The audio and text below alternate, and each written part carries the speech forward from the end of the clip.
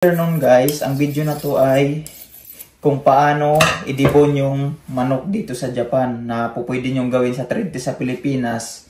At the same time dito sa Japan, pag nakarating na kayo bilang isang chicken chopper, after 6 months ay i-actual exam nyo po ito, kaya kailangan nyo pong matutunan to.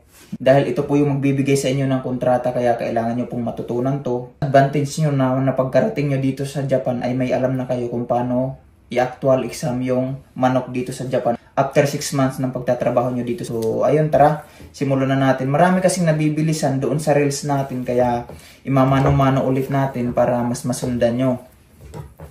Una nyo pong gagawin para hindi kayo mahirapan ay guhitan nyo po rito. Huwag nyong ipapadiretso dito sa kanyang tero. Hanggang dyan lang po yan kung makikita nyo. And then guhit dito sa legs para mabilis nyo lang po siyang itiklop mamaya. Ingatan nyo po itong mabutas ha. Ingatan nyo pong mabutas yan kasi importante po yan.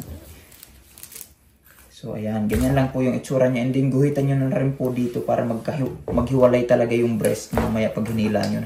And then angat nyo lang po yan ng ganyan. Ayan, and then isang guhit lang po yan pababa. And then hilahin nyo na lang po. Ayan. And then isang guhit ulit dito sa baba pataas. Ayan. Ayan. Then ganyan lang po. Oh. And then dito naman, kung hindi nyo pa kabisado dito yung joint na to, pwede nyo po yan hiwain yung balat ng leeg. And then may patulis po rito sa kanyang shoulder. Yan lang po yung tutusukin nyo yan. Ayan. And then ganyan, slanting ng konti, pag ganyan. So ayan po yung buto ng ating breast. And then letter B. Ayan. Kasi may buto po yan dyan na nakaganyan. So dito po yan. Kailangan nyo pong gatlaan yan para mahilaan nyo po ng ayos. And then ganun po ulit dito sa joint. Letter B ulit. Letter V. Ayan. Kita nyo? And then dito naman po slanting ulit. Tusok lang. Ganyan. Ganyan o. Ayan. Tapos hila na po. Hawak dito. Hila. So ayan. Ganun lang po ulit. Ganyan yung hawak. Hila po. Ayan. Naiwan yung tenderloin, di ba? May naiwan pang konting laman pero okay lang po yan. And then tusok po rito. Ayan. Dito po sa Japan, napakamahal po ng tenderloin ng manok, kaya nakahiwalay po siya sa breast kasi mas mahal po siya compare dito sa breast. So, ganyan lang po yung hawak. Hawak dito sa taas, pababa. And then, pagtanggal nitong pinakasukbo ng ating breast, ay dito lang po yan sa joint. Ayan. Ayan. Ayan po. Ayan. Panoorin nyo po hanggang dulo kasi papaliwanag ko po kung bakit kailangan nyong matutunan to. So, ayan na po siya. Putulin nyo lang po yung kanyang tero, yung kanyang buntot, and then dito lang po ganyan. So, ayan. I-separate lang natin ang ayos. So, ayan na po siya. And then, itong balat ng leeg, tanggalin nyo pong ganyan. Ilagay nyo lang sa gilid. So, ayan. Tinanggal na natin. And then, hiwain naman natin yung kanyang pakpak. So, ganyan lang po. Paikot lang po ha. May nakalaylay pong laman dito. Ang tawag po dito ay kataniko. So, kailangan din po yan. Kaya, ingatan natin. Paikot lang yung ating hiwa. Ayan, malinis na malinis siya, di ba? Kasi, hinihiwalay din po yan. Yan yung ginagawang barbecue dito sa Japan or yakiniko. So, ganyan. Ito po yung tinatanggal kasi masarap po yan. And then, ito na po yung breast. Ayan, yung ating mune. Ayan, mune yan tawag dito. And then, dito naman po, ayan, kung makikita nyo, pasensya na kayo, may sipon ako ha. Ito po yung kulay puti na to na patulis dito sa ating pakpak ay diretso lang pong ganyan yan. Mapuputol na po yan. So, ayan, tingin, diretso na, di ba? And then sa legs naman po, ganito lang po yan. Pababa, dalawang klase po ang pagdidibo ng legs. So may ganitong klase, tutusukin nyo lang po yan, ganyan. And then ganyan ninyo lang po yan, pababa yung laman para hindi kayo mahirapan. And then ganyan lang po. Ayan. Ayan, di ba? Mabilis lang siyang tanggalin. Ayan. Para walang matirang laman. So ayan, ayan na po siya. O, di ba? Ayan, isiparit lang natin ng ayos para makita ng maayos ng mag-i-exam sa inyo or magpapa-actual exam. So, ganyan lang po. Then, ganyan ulit, hiwar, pababa, para walang matirang laman. And then, ganun po ulit. So, ayan.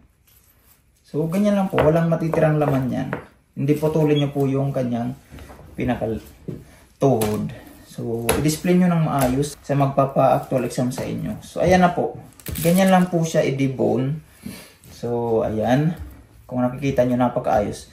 So, marami pong nagtatanong bakit hindi pinuputulan yung dulo ng pakpak. Nakadepende po kasi yan kung ipapaputol sa inyo or hindi. Dito po sa Japan, hindi po yan pinuputol. Ang tawag po dito ay yagin, ito pong dulo, yung soft bone. Ito naman ay kapa.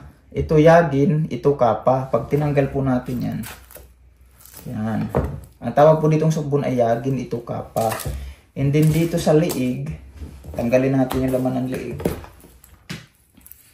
Ayan. Ayan, tinanggalan natin. Sisiri ang tawag ng laman ng liig.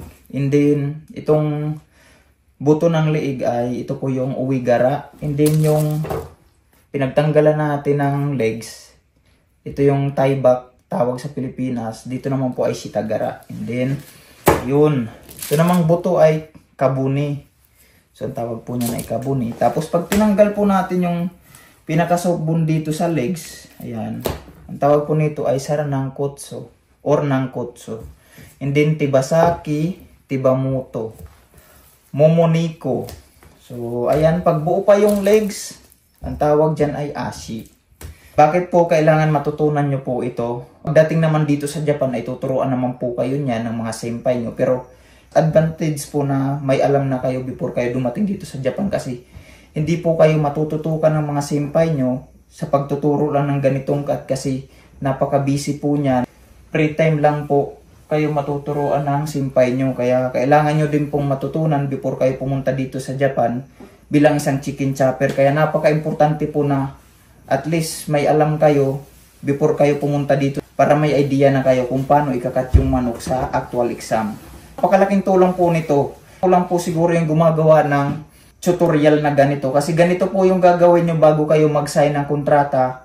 Mag-actual exam kayo para sakaling maipasan nyo to ay approve yung kontrata nyo. Kasi mapapahiya kayo na hindi nyo nagawa yung ganitong slice. Bukod doon yung company, magbabayad ulit for another actual exam. So may bayad po yan ha, pag nag-retake kayo ng another actual exam. Kaya choice nyo na po yan kung gusto nyong matuto. Pwede nyo tong i-guide yung ginawa natin. And then, ayun, maraming salamat.